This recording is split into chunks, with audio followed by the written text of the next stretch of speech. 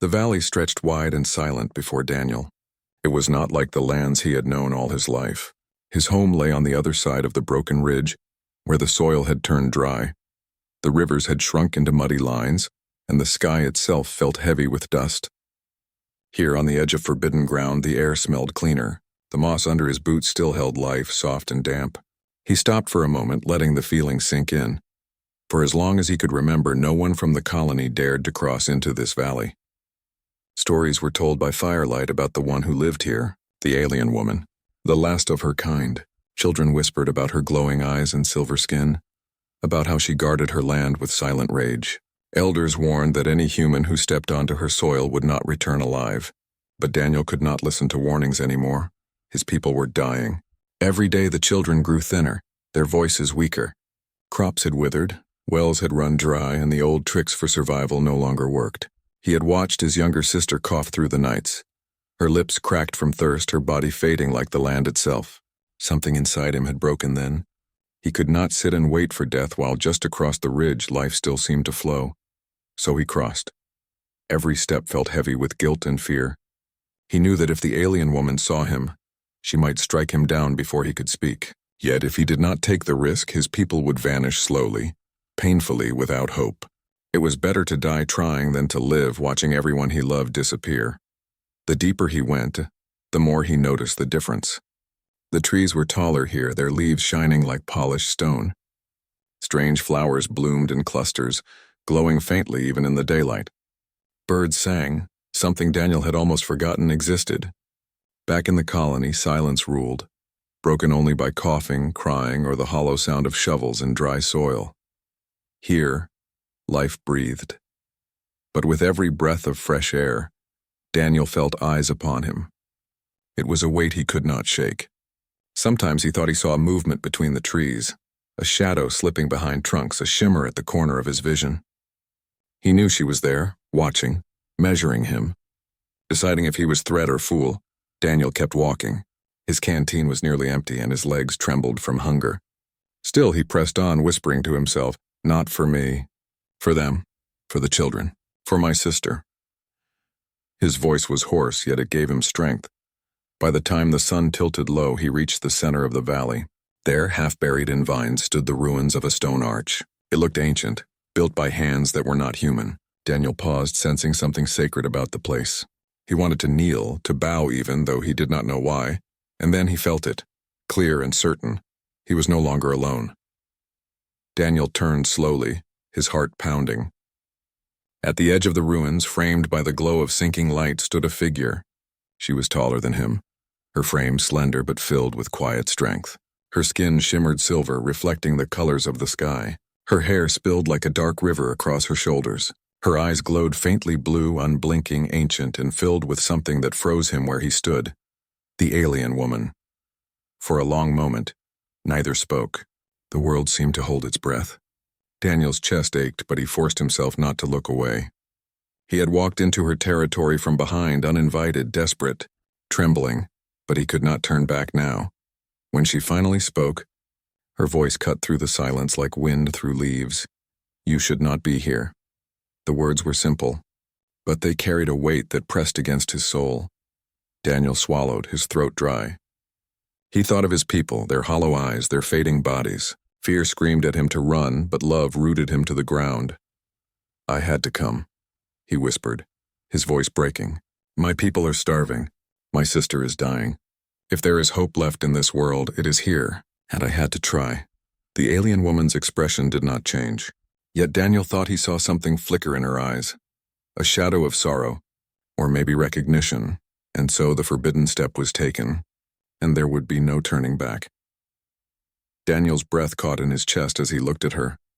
The alien woman did not move at first. She stood tall, framed by the broken arch of stone, as if she had been waiting for this exact moment. Her glowing eyes were locked on him, unblinking, sharp and ancient. He wanted to speak, but his tongue felt heavy. His whole life he had heard of her like some monster of myth, the last guardian of a dying world. Yet standing here, she did not look like a beast. She looked sad, strong, yes, but also burdened by something he could not name. Finally, she spoke again. Her voice was steady, each word carrying the weight of centuries. You should not be here. The sound made his chest tighten. It was not just a warning, it was judgment. Daniel forced himself to take a step forward. His boots sank into the moss, his hands shaking at his sides. I know, he whispered, but I had to come. My people have nothing left. The rivers are dry, children are dying. I could not just sit and watch. Her eyes narrowed. She tilted her head slightly, studying him like a strange insect. Your kind has always taken. Fire, soil, water. Whatever you touch, you consume until nothing remains. This land still breathes only because you have not touched it. Why should I allow you to stay? Daniel's throat burned. He had no good answer. She was right, and he knew it. Humans had burned forests, poisoned rivers, and stripped the earth bare. Even here, far from home, the old stories of war still echoed. His people had survived, yes, but always by taking. I don't want to take, Daniel said, his voice trembling. I only want to save what's left, please. Let me try. For a moment, silence filled the valley again. The woman's glowing eyes seemed to pierce through him, searching for lies, searching for weakness. Daniel felt naked under her gaze, as if she could see every shame and every failure he carried. Then she turned her head slightly, her gaze shifting toward the pool of light that gathered between the vines. If I allow you even a drop, your people will demand more. If I show you mercy, you will bring others who know only greed. Her words struck deep. Daniel thought of the commander back at the colony, of men with rifles and hungry eyes. If they knew what he had found here, would they listen, or would they take as they always did? He swallowed hard. I cannot control what others do, but I can choose what I do. I can choose to be different. The alien woman stepped closer, her movements graceful, almost silent. Now he could see her more clearly. Her skin shimmered like moonlight, but not cold. It was warm, alive. Strange markings ran along her arms, glowing faintly in patterns that looked like rivers. She was taller than him, yet not towering. Her presence was not just physical. It filled the air around her. Daniel's heart pounded. Every instinct told him to back away, and yet some part of him wanted to reach out to prove he was not just another destroyer. But he kept his hands at his sides, afraid any sudden move would mean his end. You are not the first human to cross, she said softly. Others came before you, soldiers. They carried fire and death. They did not leave. Daniel froze. The meaning was clear. The valley had been stained with blood before, and she had been the one to defend it. She had killed not because she wanted to, but because she had no choice. I am not them, Daniel said, his voice cracking. I am only a man who cannot stand watching his people fade into dust. If you wish to end me, then do it now. But if you allow me to live, I swear I will not harm this land. Her eyes lingered on him for a long while. Then slowly she lowered her gaze, as if the fire in her had dimmed for a moment. You are foolish, she whispered. But perhaps your foolishness is honest. Daniel's chest loosened. Relief, fragile and trembling, filled him. She had not killed him. Not yet. But he knew this was only the beginning. The days passed slowly, marked not by clocks or machines, but by the rhythm of the valley itself. Daniel remained alive, though he could never quite explain why. The alien woman had not driven him away, nor had she ended his life.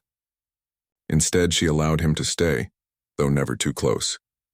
He built a small fire near the edge of the ruins, using fallen branches she seemed to permit him to touch. She brought him no food, yet somehow he survived. At night, when hunger made his stomach ache, he chewed the roots and berries she had once glanced at, as if silently telling him which were safe. He realized she was teaching him without words. It was not kindness exactly, but neither was it cruelty. It was something in between, a test perhaps. On the third night, he woke to a sound he had not heard in years, a voice. It was soft, rising and falling like the wind through leaves. He sat up, listening. The alien woman stood some distance away, her face lifted toward the stars. She was singing. The song carried no words he understood, yet the meaning pressed into his chest. It was sorrow. It was memory. It was a voice crying for those who were no longer there. Daniel felt tears sting his eyes before he could stop them. He had not heard such beauty since before the droughts, before the long silence of suffering. He lay back down and wept quietly, afraid she might see. By the fourth day, Daniel gathered courage to ask her the question that weighed on him. He found her by the old arch, her hands resting on the carved stones. "Why do you stay here alone?" he asked. She turned. her glowing eyes unreadable. For a long time she did not answer. When she did, her voice was low and distant, like someone recalling a dream. Because this land remembers my people. I am the last of them. Once, thousands lived here. We shared the rivers, the forests, the skies. We built songs into stone, and laughter filled these valleys. She touched the stone gently, almost like a caress. But then humans came. The war was swift. The fire consumed all. Now, only I remain. Daniel felt the weight of her words press on him like a stone. He had grown up hearing tales of victory, how humanity had carved a place for itself in a harsh galaxy. But those stories had always been told from one side. Standing here, he saw the cost. Survival had not been noble. It had been cruel. I didn't know, Daniel whispered. His voice shook with shame. Her eyes narrowed, though not in anger. Of course you did not. Your elders tell only of triumph. They never tell of what was taken. Daniel looked down at his hands. Rough, scarred, cracked from labor. They were the hands of a survivor, yes, but also the hands of a destroyer's son. He wanted to deny it, to claim he was different, but he could not. His people's survival had been built on her people's extinction. Yet she had not ended him. She had not cut him down where he stood. Instead, she had let him drink from streams, had guided him toward food. She had shown mercy no human had shown her kind. Why? He asked, lifting his gaze back to her. If humans destroyed your people, why spare me? For the first time she looked away. Her voice was quieter now. Because I am tired of endings. And because, once before the war, my people believed in harmony. Maybe I wish to believe again, even if it is foolish. Daniel's chest tightened. He thought of his sister, lying weak in their hut, her breath shallow. He thought of children digging in dry soil for food that would never grow. He thought of the faces of the desperate, waiting for a miracle that never came. And here, in front of him, stood the last remnant of a people who had once lived in balance, a people his kind had broken. She was his enemy by history, yet his only hope by truth. He bowed his head, tears burning his eyes. If there is anything left to learn, teach me. Not for me alone, but for my people, so that we may change, so that we do not take until all is gone. The alien woman studied him for a long while. Then, without speaking, she extended her hand, not close enough to touch, but close enough for him to see the faint glow of the markings on her skin. It was not forgiveness. It was not trust. It was the beginning of something fragile, something that might yet grow. Nights in the valley were different from the nights Daniel had known in the colony. There, the sky was often veiled with dust and smoke. Here, the stars burned sharp and endless, stretching like silver rivers above him. At times, Daniel lay awake staring at them, wondering if the alien woman, Avalis as he had learned her name to be, saw the same stars in the same way he did. But the peace of the valley was fragile, and Daniel knew it. He often caught Avalis watching him when she thought he wasn't looking. Her glowing eyes followed every movement, measuring him, doubting him. He wanted to believe she was beginning to trust him, yet deep inside, he sensed that trust was not something easily given. One night, that truth cut close. Daniel stirred from uneasy sleep, the crackle of dying fire at his side. His body ached with exhaustion, but a strange pressure in the air pulled him awake.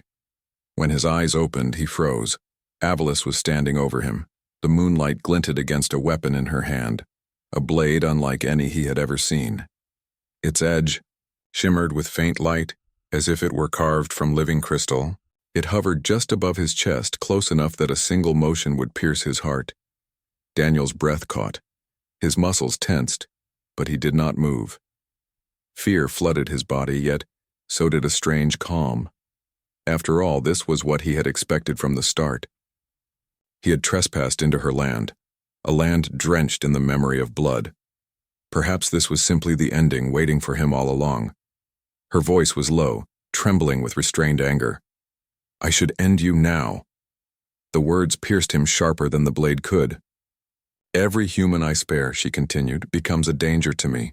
I let them live and they return with others, soldiers, hunters, destroyers. Do you not see? If you walk away from this place, you will lead them back to me. You will carry fire into the last living heart of my world. The blade pressed closer. Daniel felt its heat against his skin. He swallowed, his mouth dry, his voice barely more than a whisper. If I wanted to betray you, he said, I would have done it already. I would have called them. But I didn't. I came here not as a soldier, but as a man with nothing left to lose. His words shook, but they carried truth. He thought of his sister, her weak body barely rising with each breath. He thought of the colony's children, their lips cracked from thirst. If he died here, their suffering would not end. But if he lived, maybe he could bring back something more than water. Maybe he could bring back a chance to change. Avelis's eyes searched his face in silence. The blade trembled in her hand. He could see the conflict raging within her. She wanted to protect her land, but she also carried something else. Weariness, grief, a longing that ran deeper than hate. At last, she lowered the blade. Daniel let out the breath he had been holding, his chest shaking. He had not realized until that moment how close to death he had been. For the first time, he saw her not as untouchable, not as an enemy, but as someone broken by loss. Her silver skin glistened in the moonlight, and he saw the shimmer of tears running down her cheeks. I am tired, she whispered. Her voice cracked like dry wood. Tired of fighting, tired of endings, and yet, I cannot trust you. I cannot trust what you are. Daniel pushed himself up slowly, his hands open, showing he carried no weapon. His voice was soft, heavy with honesty. Then don't trust what I am. Trust what I choose. Tonight I chose not to harm you. Tomorrow, I will choose the same. And the next day. Until you see me as something more than the past. For a long time she said nothing. The only sound was the wind weaving through the trees. Then she turned away, the crystal blade fading back into nothingness. Sleep, human, she murmured. Your words may be foolish, but for now they stay my hand. Daniel watched her walk back into the shadows, her figure glowing faintly as though the valley itself clung to her. His heart pounded with the nearness of death, but also with something else. Hope. The wound of trust had been opened. It would not heal easily, but at least it had not closed forever. Time moved strangely in the valley. Days blended into nights, and nights stretched long under the wide sky. Daniel no longer counted time by the sun. He counted by moments shared with the alien woman, Avelis. Slowly she began to speak more to him. Her words were careful, guarded, but they held pieces of her world.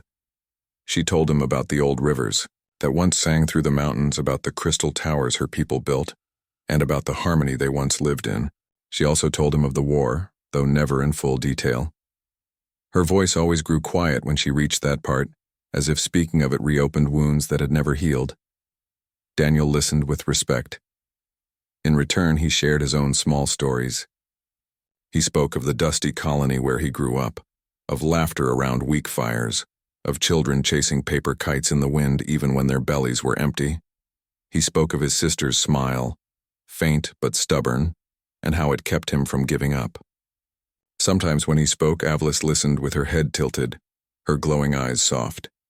It was as if she could not understand how humans, even in ruin, still found ways to laugh. Perhaps that was something her people had never known.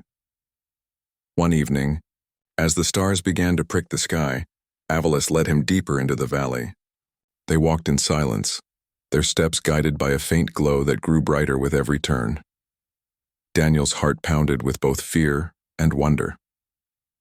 At last, they reached a place hidden by towering trees. The ground opened into a clearing where a pool of water shone like liquid glass. It reflected the stars even though the sky above was still streaked with light. Around its edges grew flowers that pulsed with gentle color, as though the land itself breathed. Avelis stopped at the edge and looked down into the pool. Her voice was quiet, but steady. "This is the heart of the valley, the last pure water, the last gift of my people. If it dies, all of this—" She gestured at the glowing trees, the flowers, the very air, "will fade. There will be nothing left to protect." Daniel knelt at the edge of the pool. He dipped his fingers into the water and a chill ran through him. It was clean, alive, unlike the dry dust that filled the colony wells. He wanted to cup it in his hands and drink until his thirst was gone, but he stopped. This was not his to take, not yet. Avelis turned to him, her blue eyes shining faintly in the night. "If I show you this place, I ask for a promise. You must never let your people destroy it.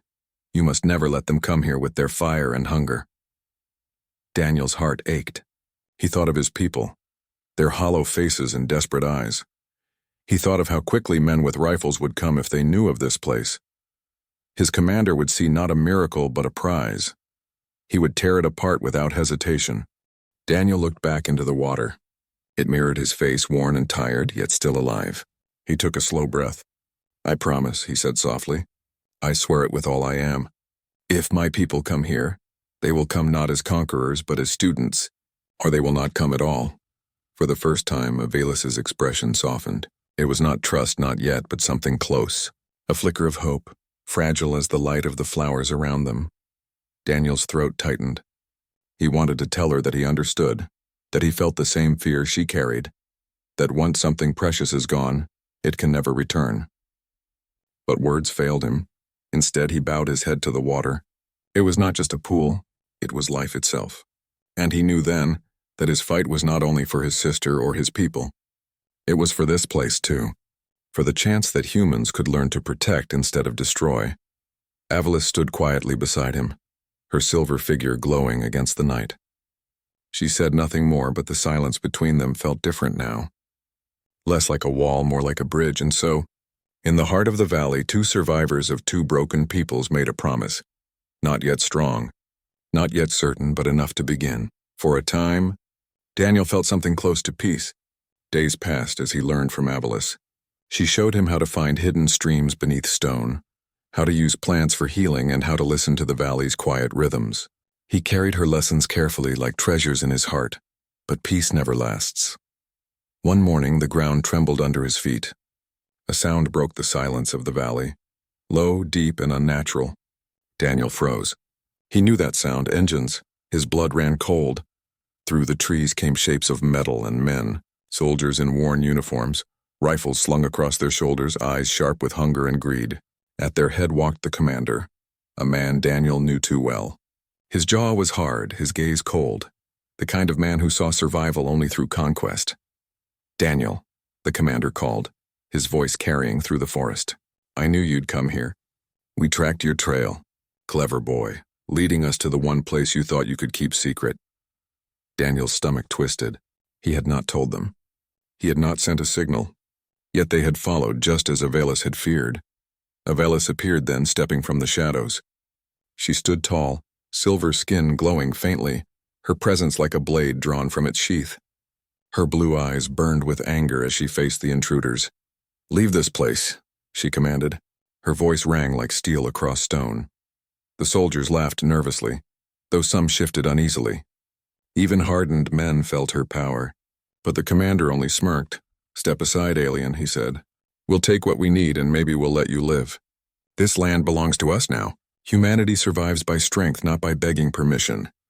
Daniel's heart pounded. He ran forward, standing between Avelis and the soldiers, his arms spread wide. "No," he shouted. "You can't do this. If you destroy this place, we all die. Don't you see? This water, this land, it's the last hope. Not just for us, but for everything." The commander's face darkened. "You've gone soft, Daniel. You've let her trick you. You stand with the enemy instead of your own blood." "She's not the enemy," Daniel said, his voice breaking. "She's the last protector of what keeps us alive. If you fire those guns, you kill not just her, you kill the future." The commander raised his hand. Rifles lifted in unison. The forest seemed to hold its breath. Behind him, Daniel felt Avelis shift. Power radiated from her body like a storm waiting to break. He knew she would fight, and he knew she would kill. The valley would burn with blood again. and yet part of him knew the soldiers might still win. Guns against one woman, no matter how strong, there was only so much even she could do. And if she fell, the heart of the valley would fall with her. Daniel's chest ached. He thought of the pool of water, pure and shining like stars. He thought of his sister's faint smile, of children chasing paper kites.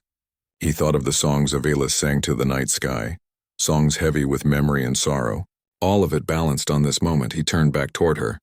Her eyes glowed fiercely, her body ready to unleash fury. She would kill to defend her land, but Daniel could not let the world repeat its cycle of destruction. He took a step forward, his voice shaking but strong. "Stop!" he cried. "If you want to reach her, you'll have to go through me first." The soldiers hesitated. Their rifles wavered. None had expected this. Daniel, one of their own, standing in defense of the alien. The commander's face twisted in rage. "Move aside, boy. Don't make me decide for you." Daniel shook his head. His throat burned, but he did not falter. "I already decided. I choose life. I choose her. I choose the future before it's gone." The silence that followed was heavy, stretching long and taut. The air trembled as though the valley itself was waiting to see what humanity would do next. And in that moment, Daniel knew. Everything would be decided here. The air was thick with silence. Guns pointed at Daniel, the commander's hand still raised, Avelis behind him burning like a storm held in chains. The forest seemed to lean closer, every leaf and stone waiting to see how the story would end. Daniel's chest rose and fell. His arms trembled, but he didn't move. His body was weak, but his will was iron. He had chosen his side, even if it meant his end. The commander's jaw tightened. "You think one man's stand will change anything?" His voice was sharp, full of scorn. "We take what we need, boy. That's how humanity survives. Step aside or you'll die with her." Daniel met his eyes. His voice cracked, but the truth carried through. If we survive by destroying everything that keeps us alive, then we are not surviving. We're just killing slower. For a moment, something flickered across the soldiers' faces. Doubt. Fear. The kind of doubt that grows when a man sees truth standing bare before him. They shifted, their rifles trembling in their hands. None wanted to shoot him.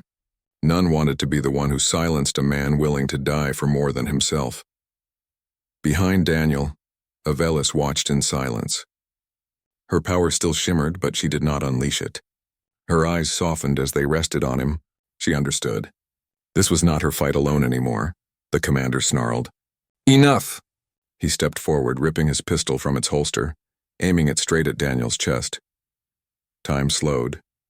Daniel saw the dark hole of the gun barrel, the shaking hand behind it. He thought of his sister's face, pale and weak. He thought of the children in the camps. He thought of Avelis standing tall with her people's last breath in her veins. And he thought of the water, the shining pool, the miracle that could still save them all. His lips curved into a faint smile. He whispered almost to himself, "Before it's gone." The commander pulled the trigger. The sound cracked through the valley like thunder, but Daniel did not fall. A wall of shimmering blue light had flared between him and the bullet, stopping it in the air like a moth caught in glass. The bullet hung for a moment, then dissolved into dust. Avelis stood with her hand raised, her body glowing brighter than ever before. Her voice rang clear, carrying sorrow and strength. "No more killing. No more blood. This land is not yours to take, but it can be yours to share. If you cannot see that, then leave." Her words struck deeper than any weapon. The soldiers lowered their rifles slowly, one by one. Their eyes were wide, their breathing heavy. They looked at Daniel, standing unbroken, and at Avelis, shining like something beyond human.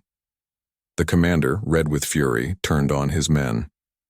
"Pick up your guns!" That's an order. But no one moved. They only stared. The silence of the valley had broken them. The truth was louder than his command. Finally, the commander's shoulders sagged. His gun dropped to his side. He spat on the ground, his pride shattered, and barked, "We're leaving!" And just like that, the soldiers turned and vanished back into the trees. Their footsteps faded until only the wind remained. Daniel's knees buckled, relief crashing through him like a wave. He fell to the ground, breathing hard, his heart still racing. Avelis knelt beside him, her cool hand touching his cheek. Her eyes glistened, not with rage now, but with something softer. "You gave them a choice," she whispered, "and they chose life because you stood first." Daniel smiled weakly. I only stood because you taught me how." For a long time they sat there in the quiet. The valley breathed around them, alive, untouched. The pool still shone, the trees still sang in the wind. For now it was safe. But Daniel knew it would not last forever. More would come. More would try to take. That was the way of his people, and yet, maybe, just maybe, some would remember this moment. Remember that humanity was capable of more than hunger and greed. He looked at Avelis, at the strength in her silver skin, the sorrow and hope bound together in her blue eyes. In her he saw not an alien but a future worth fighting for. "We'll protect it," he said softly. "Together." Before it's gone, Avelis held his hand. The forest seemed to answer, a gentle wind stirring the leaves as if the land itself agreed. And so the valley endured, at least for now. A fragile hope in a broken world, held alive by one alien woman and the human who dared to stand with her.